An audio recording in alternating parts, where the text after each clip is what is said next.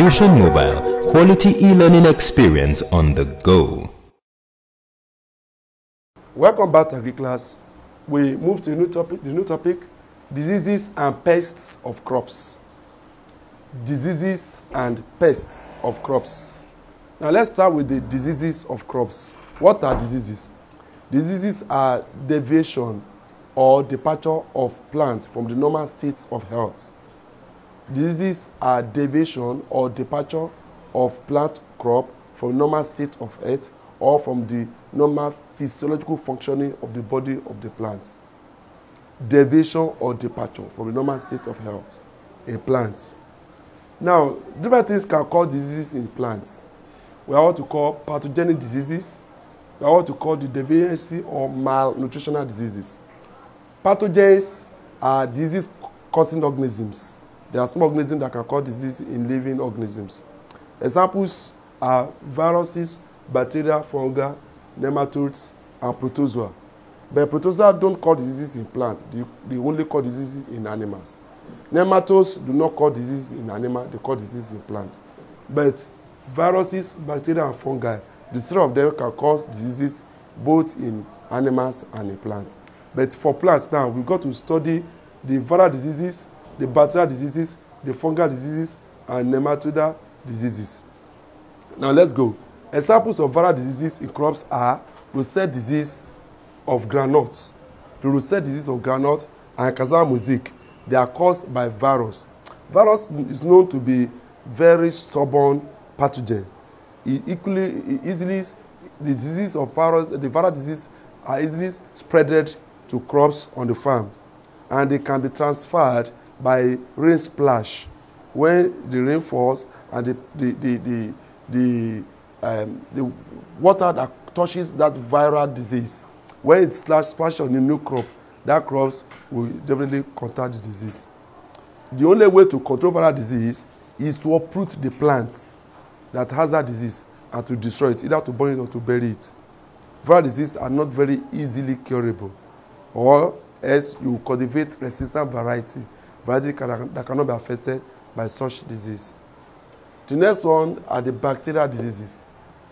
Bacteria are known to be like plant in nature or animal in nature, while viral are known to be non-living or living. Okay, examples of bacterial diseases in crops include leaf blight in cassava, bacterial blight in cotton. Those two blights are caused by bacteria. The only blight that is not caused by bacteria, it is the blight of maize. The blight of maize, that one is caused by fungi or the blight of rice. But any blight that is from either cassava or cotton, they are caused by bacteria. And the bacterial blight of cotton is also called black arm. It's called black arm. Now, to control the cassava blight, there are chemicals that can be sprayed to control this. And besides, you can also practice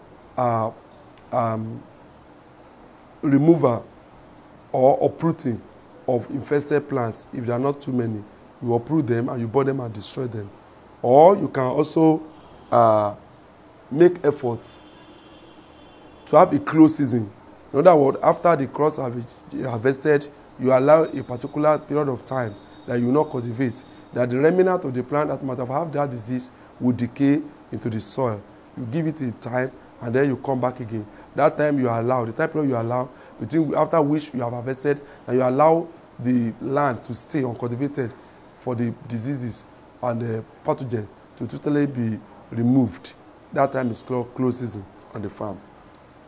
Then you have examples of fungal diseases. Example of fungal diseases, or number one, let's look at nematode before fungi. Examples of nematodal disease include root knot disease of tomato and that of okra.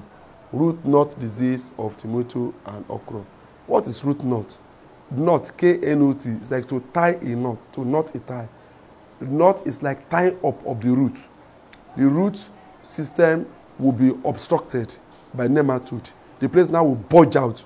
Will now look like you have tied that root. And then that one will obstruct the flow of water and mineral salt from the soil to the crops. And inside that place that bulges out, nematodes will be living there. Nematodes will cause poor root formation, will cause stunted growth, that's poor growth of the crop, and reduction in yield of the plant. The nematode can be dealt with by sterilizing the soil. Or the plant material you want to put, you sterilize it. This will prevent the root knot disease, either of tomato or of okra. Okay, we now look at fungal diseases. Fungal diseases are diseases that are caused by the fungi or by the fungus. There are quite many of these diseases, and majority of them affect the cereal crops, the grain cereals. So examples of fungal disease include maize smut, rice blight, maize rust, cocoa black pod disease, damping off disease of okra, onion twister disease, and store produce mold. How would you know the name? How would you know the name of the fungal diseases? Any name that stands as smut, rust, damping off, black pod, twister, or mold, they are caused by fungus, including blight of rice and blight of maize. They are caused by fungus or fungi. Do not forget, if the blight is of cassava and of cotton, they are caused by bacteria. Bacterial blight of cassava, bacterial blight of cotton. Bacterial blight of cotton is called black arm. Good. Those are examples of diseases that are caused by a pathogen. Now, we also have what we call deficiency or malnutritional diseases, poor feeding. That is when the crops could not get adequate nutrient from the soil. It tends to show some symptoms on the leaves. Okay. Now, the visible signs that are expressed by diseased crop on their leaves or on their stems, on their leaves, these signs are called symptoms. Symptoms are visible signs on the stems or on the leaves or on the roots that are expressed by the crops that are diseased. Now, the characteristic symptom of a disease will make the farmer to identify that disease and know the treatment that will follow. The characteristic symptom, the type of symptom that be expressed on the leaf or stem or the root will make the farmer to know the type of disease that affects its crops. That means diseases are defined or are noted or are known by their characteristic symptoms. Okay. Now let's go to the malnutritional diseases. That is poor feeding, and this will be expressed as a symptom on the plant's body. Number one, a plant may have inadequate shortage of nitrogen. Shortage of nitrogen, when I say the crop is deficient of nitrogen, this will appear in form of a yellowish coloration on the leaves. Leaves supposed to be green, but you have yellow coloration. The color of the leaf begin to turn yellowish. That is called chlorosis. Chlorosis is when the color of the leaf, green color, turns to yellow. Chlorosis, and that is often caused by nitrogen. The other thing that can cause it, but nitrogen is the commonest one that can cause it. Then, if it is phosphorus and potassium, you have some green, black stripes, black or brown stripes on the leaves. Stripes are long lines on the leaves that will appear blackish or brownish. When that happens, it's an indication that there is a lack of adequate magnesium and phosphorus or potassium in the soil. Then you can add that of sulfur. Sometimes sulfur will be like sulfur is also one of the macro minerals. Now, you also have poor root formation. When the root is well poorly formed, this could also be as a result of the deficiency of nitrogen. Sometimes you see the leaves falling, you see the fruit falling prematurely. The fruit will be falling prematurely. This could be as a result of shortage of sulfur and shortage of iron. Iron is a micro minerals. You can have a smaller quantity in the soil. Good. Now, what are the general effects of diseases? What are the general effects of disease on crops? Diseases have bad effects on the crops. There is no effect of disease that is good. So the effect of disease include number one, reduction in yield. Reduction in yield. Because when the crops are diseased, they will not grow very well. The tuber will be poorly formed. If they are vegetables, the leaves will not be broad enough and will not be healthy. It will not interest the buyers. So there will be poor yield. The yield will be dropped. Then there will be reduction in quality of crops. The diseases will make the leaves to wrinkle, will make the crops to be stunted, and then when the produce is produced, it will not be in the right quality that it's supposed to be. So diseases reduce the quality of crops. Disease also can cause the death of plants. When crops are diseased and they are not well attended to, just like any living organism that is diseased, and without medication, it can lead to death. A lot of crops have died due to lack of attention because of diseases. Disease can cause death of plants. They can also cause reduction in farmers' income. Diseases will reduce in farmers' income. Why? Because there will be reduction in yield or harvest. Definitely the income will reduce. There will be also increase in cost of production. Diseases cause increase in the cost of production because the farmer must buy chemical to control them. Increase in the cost of production. Then it render vegetable and fruit unattractive. Diseases render vegetables and fruit unattractive. Can you imagine if you want to buy fruit like tomato or garden egg and you see that it has become brownish? Why? Because there's a disease in it. You will not want to buy it. Should you want to buy it, you want to buy it at a very ridiculous prices. So it reduces, it makes vegetable and fruit unattractive. It causes delay in maturity. Some diseases will cause delay in maturity, especially deficiency diseases.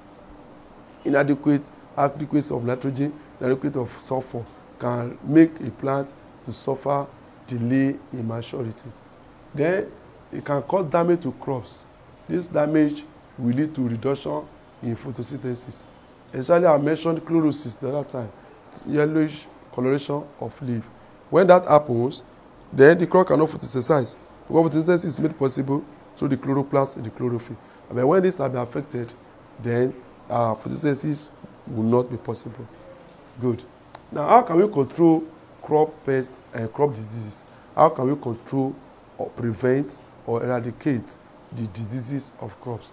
Well, this can be done in three ways. We have cultural control, we have biological control, and we have chemical control. Now, the cultural control, this talks about what the farmer physically do on the farm to make sure his crops do not contact diseases, or to make sure that he controls disease on the farm. The first one is crops rotation. Crops rotation.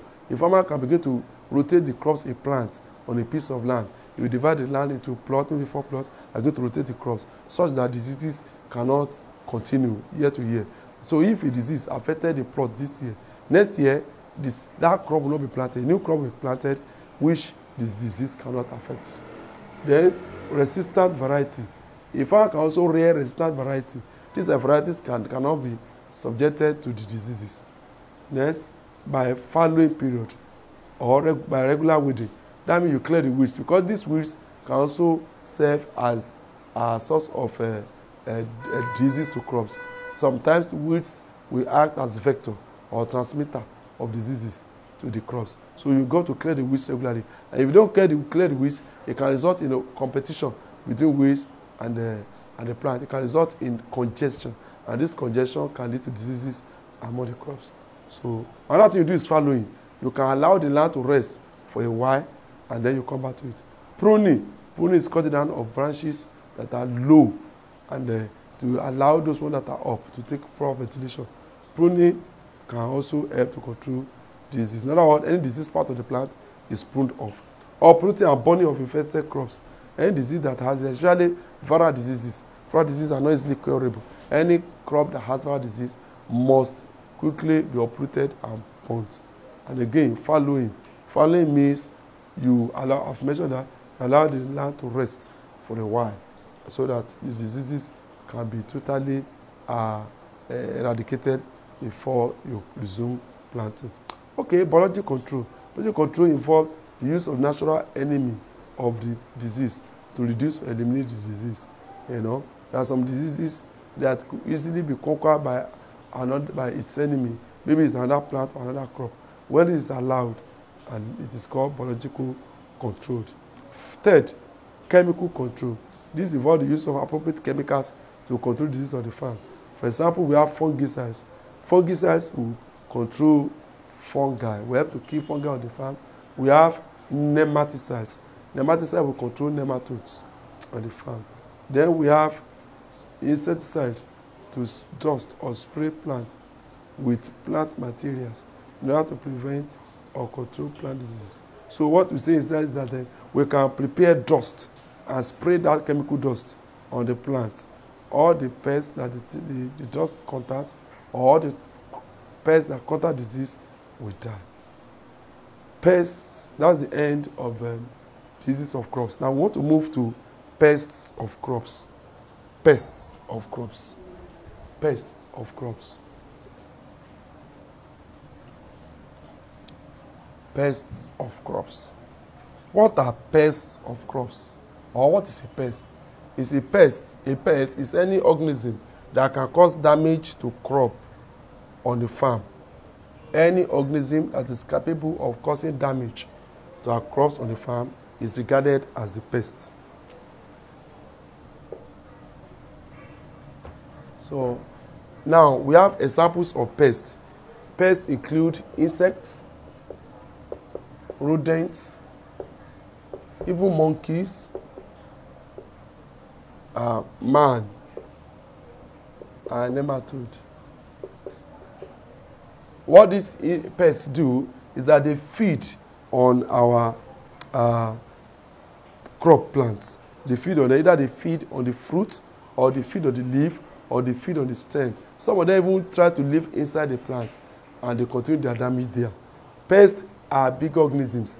They are unlike pathogens that cause disease, which are tiny microscopic organisms. And pests are organisms that are visible. Now, out of all these pests written on the board, the commonest, the one that is most significant for study, the one that causes greatest harm on the farm, are the insect pests. They are the insect pests. So let's look at the insect pests. Insect pests are the group of insects or type of insects that cause damage or harm to our crops. Now, these insects are grouped into three. We have three types of these insects. We have what to call the biting and chewing insect. We have what to call the piercing and sucking insect.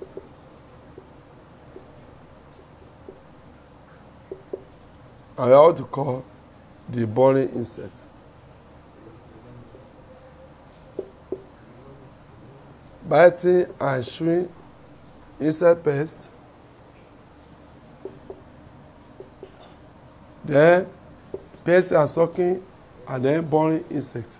The biting and chewing insect pest, they have mandibles and maxillae as their mouth part. They have mouth part called mandibles and maxillae, like jaw, upper and lower jaw of animals. Why? Because it is with this mandible and maxillae that they cut off or bite off part of plants and they chew it with their mouth.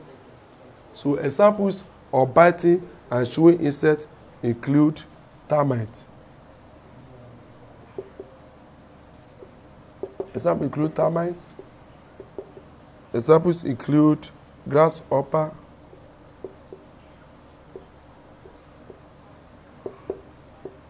locust, armyworm,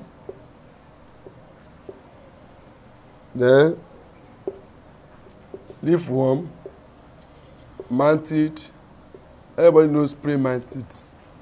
Yes, mantids and beetle. These are biting and chewing insect pests. They have strong mouth part known as mandibles and maxillae. Their mouth part is known as mandible and maxillae. Now, we have a second group of insect pests known as piercing and sucking insect pests. Piercing and sucking insect pests. These insect pests have a special mouth part known as proboscis. Proboscis. The mouth part is known as proboscis. This proboscis is a special mouthpart that is pointed and designed for passing through either the juicy part of the plant, like the fruit, or the stem, or the leaves, and sucking the juice in the plant, or whatever liquid content they can get there. They suck it up, and sometimes doing that, they cause damage on the crops, either to the stem or to the fruit. Example of piercing and sucking insects include aphids.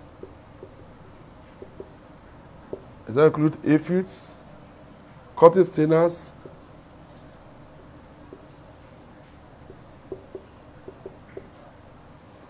stainers, then you have mealybugs,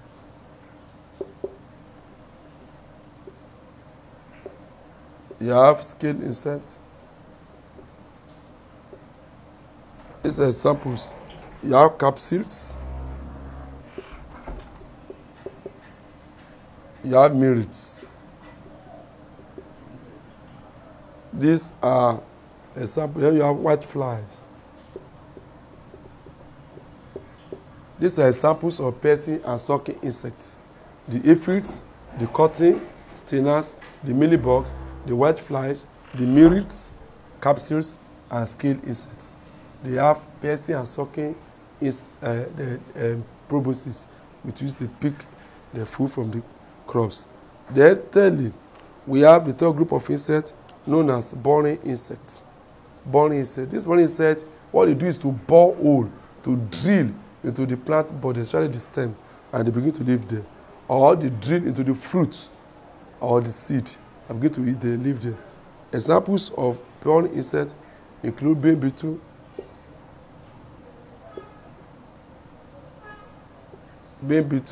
you have stem borers, and then you have maize weevil,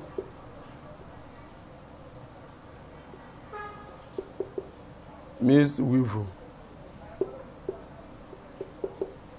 rice weevil. All these insects are called boring insects. They are capable of boring hole into the plant body, thereby reducing the quality of the plant, or killing the plant, or rendering the plant unfit for consumption. Now, how can we control? What are the effects of pests of crops on the farm? What are the effects? Number one effect is that they eat up the parts of the plant, thereby reducing the market ability of the plant. For example, some insects will eat the leaves of vegetable plants, and when these leaves are eaten up, there's no way that such vegetable could be marketed. So they reduce the yield on the farm, just like the diseases. You can reduce the quality of the crops produced. They can cause the death of the plant. They can cut out the plant. They reduce the farmer's income. They also increase the cost of production because the farmer has to spend money to buy chemicals to control them. They render vegetable and fruits unattractive. Those are things they do. They destroy the farmland. They cause losses to the farmer. Now, how can we control the pests of crops? There are 4 ways to do this. We have to call the physical method, the agricultural method, chemical method, and biological method. Physical control involves the method of using hand to the use of hand on the pest, to seize the pest, to crush it, and to destroy it. It also includes the setting of traps to catch maybe the rodent, to catch the monkeys or the squirrel, or if it is making of noise, like in the bed, birds act as can also refer as a pest. Birds, they attack rice on the farm, and when you make scarecrows, you make noise, the birds, they fly away. So physical control refers to what you can do to make sure that the pests are weighed off your farm, such as to set traps, such as to seize the pests, maybe insect with hand, and to kill them. And then you also have what to call cultural methods. Cultural methods include the different farming activities that can be practiced that will help you to control the pests. This includes, number one, regular weeding. When the farmland is weeded, the insect pest or the pest like rodent will not have a place to hide. Will not have a place to hide. Then you can also, apart from regular weeding, you can setting of traps is also part of cultural methods. Then you can do shifting cultivation or crops rotation. This can also prevent the insect from building on the farm. We also have chemical control, where chemical will be purchased in different degree and concentration to spray on the farm to control the insect pests. The pests, the chemical that we use to control insect pests are called pesticides. Pesticides. Like Gamelin-20, like formalin, when sprayed on the farm mixed with water, they help to control the insect pests. When you have a very large farm, it may be difficult for you to set traps on all the farms. What you can do is to buy appropriate chemical to destroy the insect pests. Next thing, the last thing you can do is biological control.